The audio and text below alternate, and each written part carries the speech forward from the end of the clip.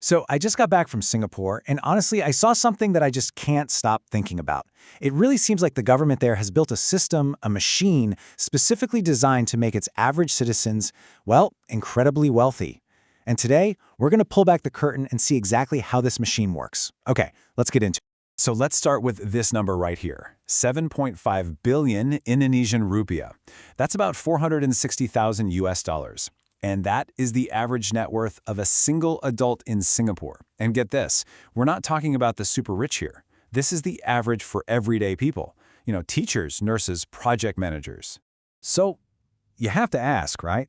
How on earth is this possible? How did an entire country get so wealthy on an individual level? How did the average person become a billionaire, at least in rupiah terms? Well, that's the big mystery we're going to solve today. To really wrap our heads around this, we gotta look a little closer at the numbers, because they tell a story that's even more wild than you might think. Now, what's really fascinating here is the difference between average and median wealth. So the average is that 7.5 billion rupiah, right? But the median, that's the person smack dab in the middle, if you lined everyone up from poorest to richest, is still 1.9 billion.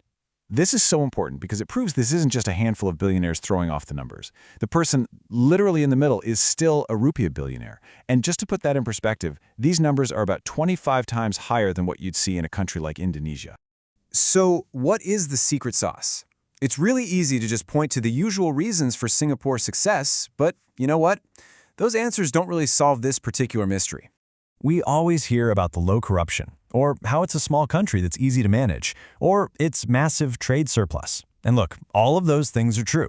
They're definitely part of the story. But there is a hidden engine, something working behind the scenes that's driving all this individual wealth, and most people have no idea it's even there. And this is it. This is the real answer. The secret is hiding in plain sight, in probably the last place you'd expect, the government's public housing program.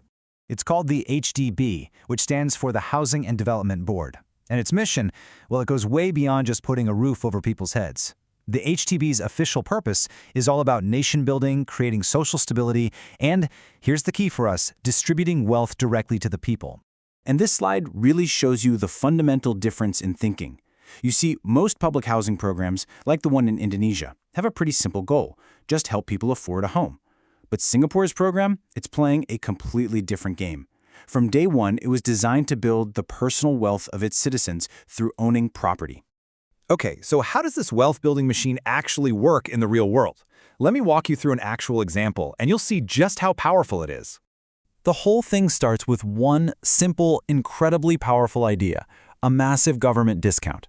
Citizens in Singapore can buy these government-built apartments, called HDB flats, for 50 to 60% less than the market price. Just think about that for a second. A home that's worth $1 million on the open market, you could get for just $400,000 or $500,000. A friend of mine is the perfect case study. Back in 2016, while he was still in university, he bought an HDB flat for 350,000 Singapore dollars. He only had to put down 5%.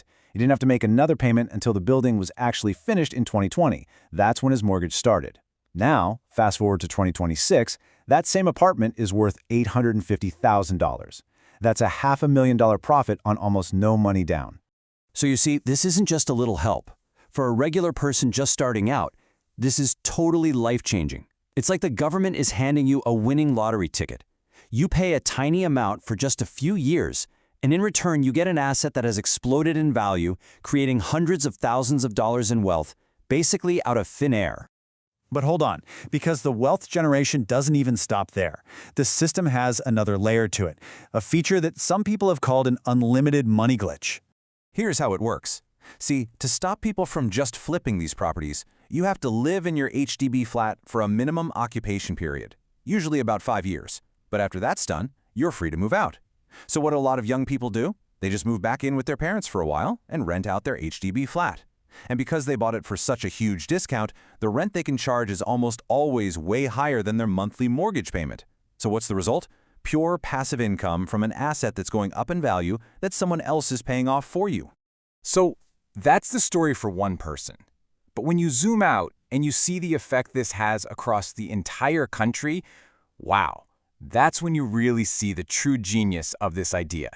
This chart right here is just mind-blowing. Look at this. For the poorest 20% of Singaporeans, an unbelievable 93% of their entire net worth comes from just two government programs. Their subsidized HDB flat and their CPF, which is like a mandatory retirement savings plan.